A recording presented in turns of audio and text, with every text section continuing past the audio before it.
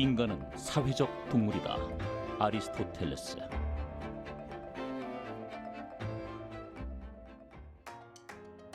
끊임없이 타인과의 관계하에 존재하며 살아가는 사람들. 구회말 끝내기 않다 후에 나누는 포옹이나 반가움을 표하는 악수와 같은 스킨십을 통해 친근함을 나눈다. 늘 근접거리에서 일명 대면 문화에 기반해 상대와 소통하고 교감하고 있는 우리. 하지만 시중 코로나 바이러스 감염자가 국내에서도 한 명이 발생했습니다. 국내 코로나19 확진자가 1,000명을 넘겼습니다. 2020년 1월 코로나19 바이러스의 창궐로 국내 비상이 걸렸다.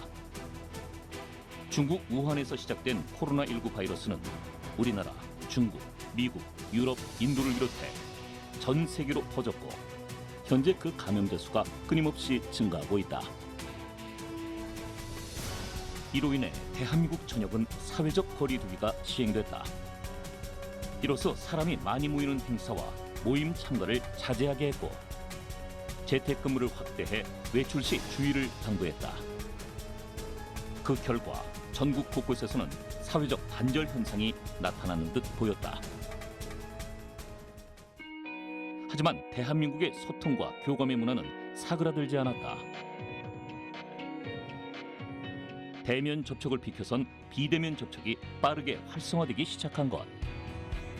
사회적 거리두기 상황에서도 타인과의 지속적인 연결 상태를 유지하려 했고 그 수단이 끊어진 교감을 잇는 소통의 창구가 되어가고 있었다.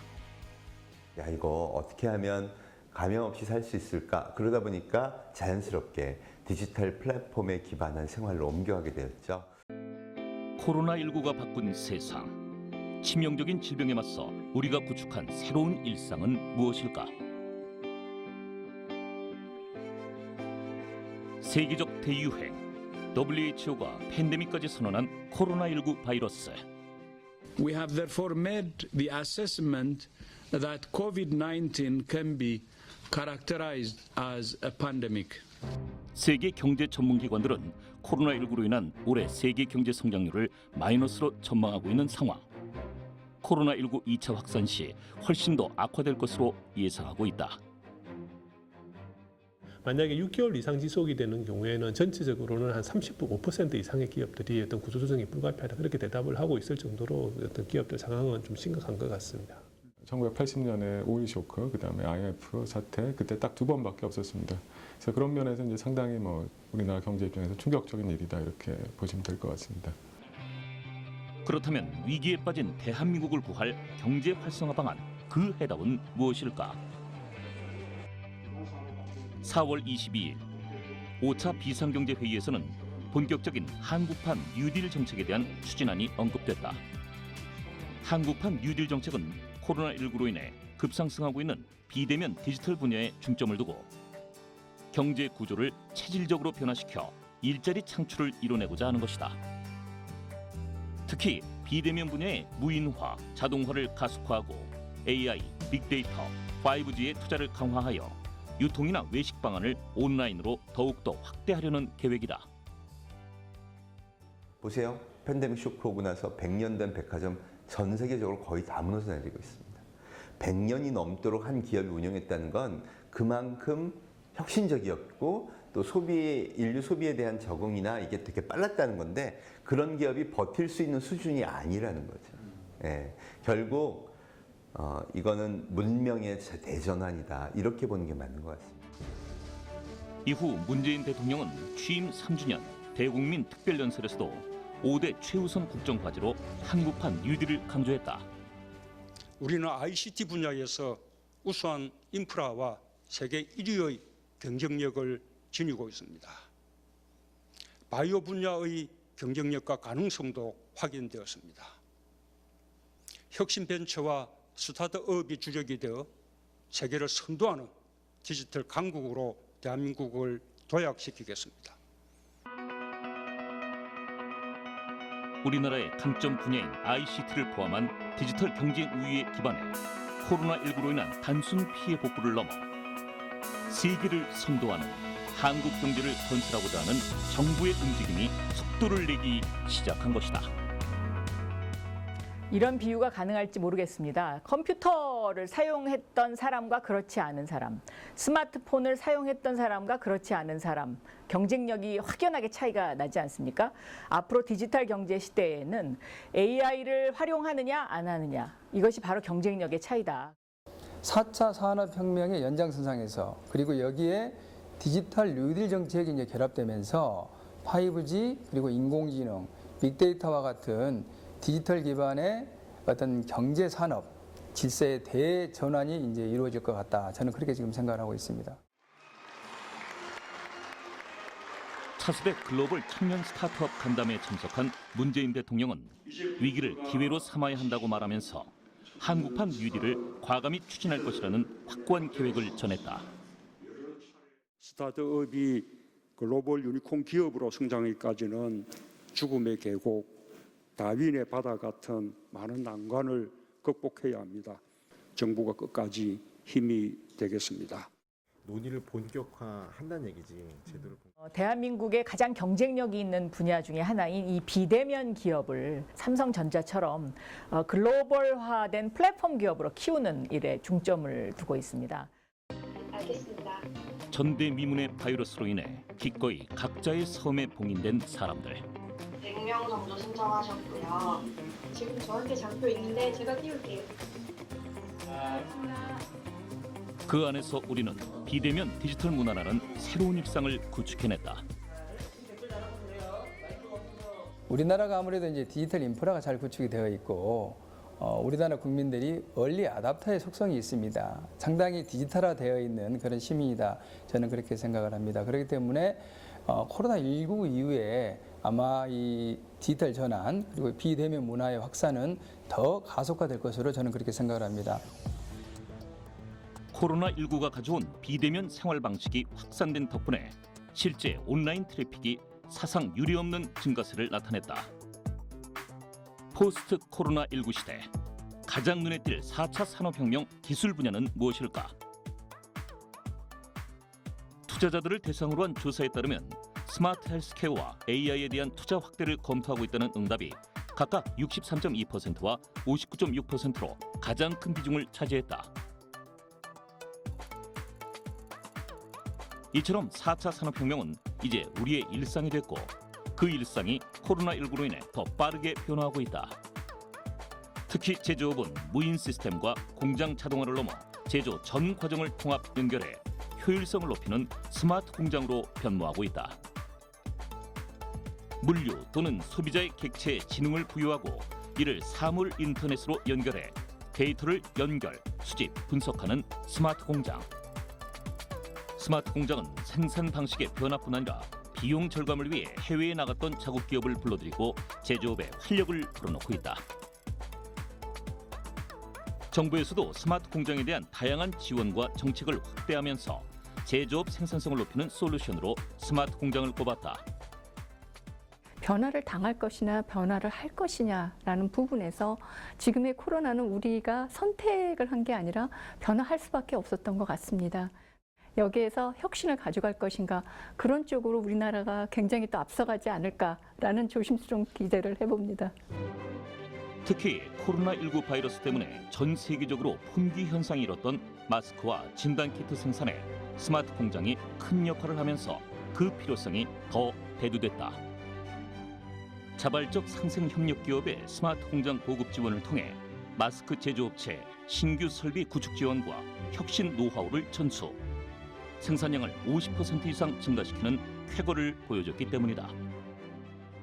그러니까 이미 성장해서 성공한 기업들이 혁신 벤처 스타트업의 기업들을 키우는 그러한 기업들에 또 투자를 하는 그러한 방향에 중점적으로 지원할 생각으로 있습니다.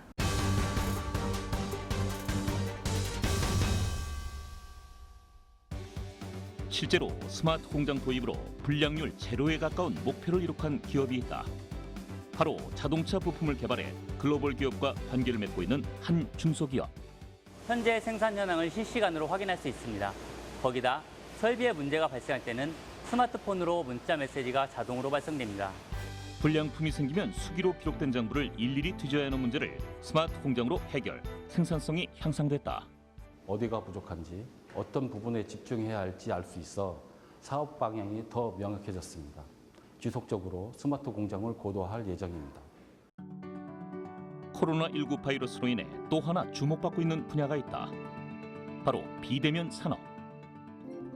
사회적 거리두기의 여파로 오프라인 삶이 단절되면서 온라인에서의 소통이 큰 비중을 차지하고 있고, 그와 더불어 자연스럽게 비대면 신산업 분야가 성장하고 있다.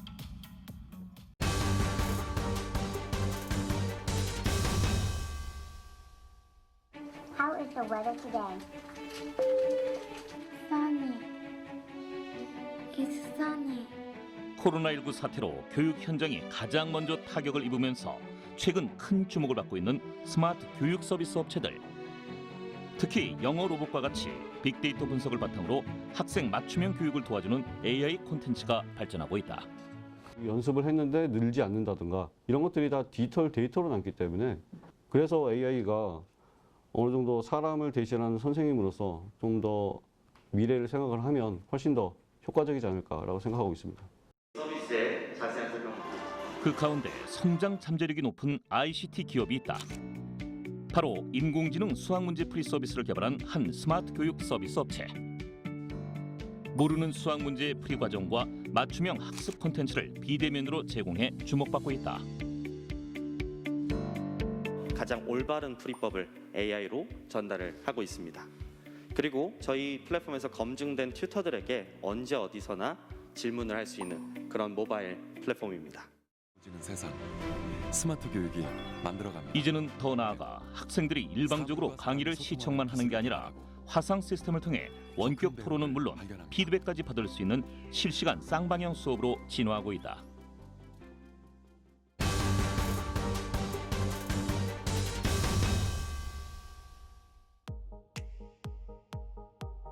코로나19로 인해 바뀐 풍경은 이뿐만이 아니다. 비대면 교육과 함께 주목받고 있는 것은 비대면 진료 시스템. 휴대폰으로 예약부터 진료, 결제까지 한 번에 해결할 수 있어 병원을 찾기 부담되는 사람들의 관심이 폭주하고 있다. 여기 결박을 볼 수 있게 눈을 좀 이렇게 뒤집어서 보여주실 수 있을까요? 진료를 받고 이제 약국까지 가는 사이에 처방전이 도착해서 그런 것도 굉장히 시간 단축이 됐다고 생각합니다. OECD 회원 36개국 가운데 비대면 진료를 도입한 곳은 26개국. 코로나19를 계기로 비대면 진료는 더 활성화할 것으로 보고 있다.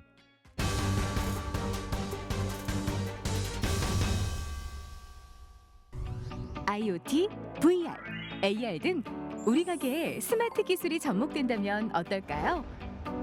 스마트 오더를 통해 간단한 터치만으로 주문이 가능해지고, 스마트 상점 그리고 그 정점을 보여준 예가 바로 스마트 상점.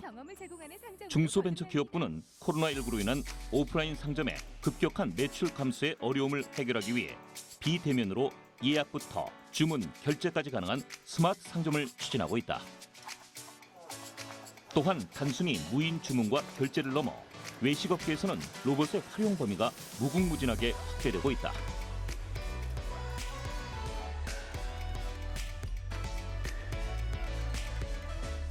커피 타는 로봇부터 서빙하고 주문받는 로봇까지 손이 많이 가는 작업에도 기계가 활용되고 있다. 주문자가 있는 곳까지 음식이나 물품을 배달하는 로봇의 개발도 빠르게 진행되고 있다. 너무 신기하고요. 실제로 커피도 바리스타보다 잘 내리는 것 같아요. 우리가 생각하는 산업 하나하나가 디지털 플랫폼으로 전부 전환이 돼야 사회 전체가 옮겨가고 새로운 일자리가 생기는 이 전체적인 변화가 가능해진다는 겁니다. 코로나19로 인한 위기 극복 과정에서도 혁신 벤처와 스타트업은 포스트 코로나 시대의 새로운 경제 모델을 선도할 수 있는 역량과 가능성을 보여줬다. 코로나19 확산 초기에 전국의 확진자 동선 정보를 한눈에 보기 쉽도록 제공한 코로나 맵은 물론, 마스크 부족으로 국민들이 줄을 설 때 마스크의 재고를 실시간으로 알려준 마스크 맵은 다름 아닌 스타트업의 작품이었다. 최근 3년 비대면 분야의 벤처 투자는 2017년 0.8조 원에서 19년 1.7조 원으로 2배 이상 증가했고 이들 기업의 고용도 역시 약 2.7만 명에서 4.7만 명으로 늘어나면서 약 2만 개의 일자리를 창출했다. 그렇다면 앞으로 비대면 산업의 성장을 위해 더 보완되어야 할 부분은 무엇일까? 디지털 디바이드가 기본권의 문제로 영향을 미치기 때문에 이런 것들을 정부에서 안전판을 깔아줘야 된다. 디지털 포용을 강화하는 것이 다양한 신산업들이 활발하게 일어날 수 있도록 그렇게 그 경영 환경을 조성할 수 있는 그런 정책 방안들이 뭐가 있는지. 결국은 기술은 사람을 향한다고 생각을 합니다. 그러니까 어떤 목적으로 이 기술을 사용할 것인가라는 부분이 굉장히 분명해야 되고 그 목적을 통해서 이런 혁신은 계속돼야 되지 않을까.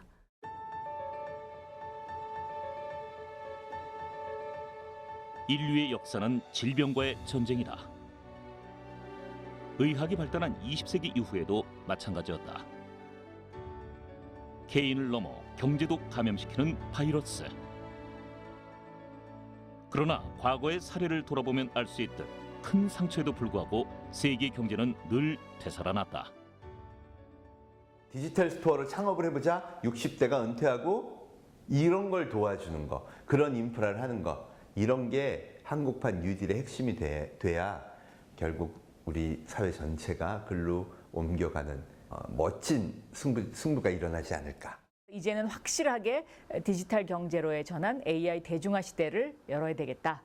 그래서 스마트한 대한민국이 돼서 세계를 선도하는 국가, 그런 모델을 제시하는 대한민국, 스마트 대한민국이 앞으로 우리의 모습이다. 이렇게 생각됩니다. 우리는 지금 두렵고 불확실한 시기를 마주하고 있다. 하지만 인류는 수많은 난관에 부딪히면서도 이를 극복해오며 한 단계 더 지닐고 했다. 위기를 기회로 삼아 양보와 배려를 바탕으로 서로 연대하고 협력한다면 늘 그래왔듯 위기를 넘어 더 큰 대한민국으로 나아갈 수 있을 것이다.